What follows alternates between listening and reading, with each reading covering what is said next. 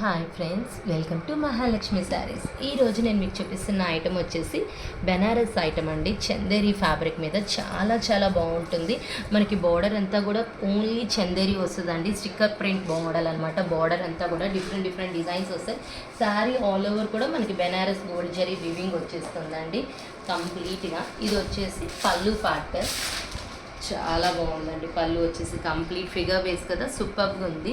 ఇది వచ్చేసి శారీ కలర్లోనే లైట్ షేడ్తో మనకి ప్రింటెడ్ గోల్డ్ జరీ లైన్స్ ఇస్తారనమాట. ఇప్పుడు ఈ ఐటెంలో నేను మీకు కలర్స్ చూపిస్తాను.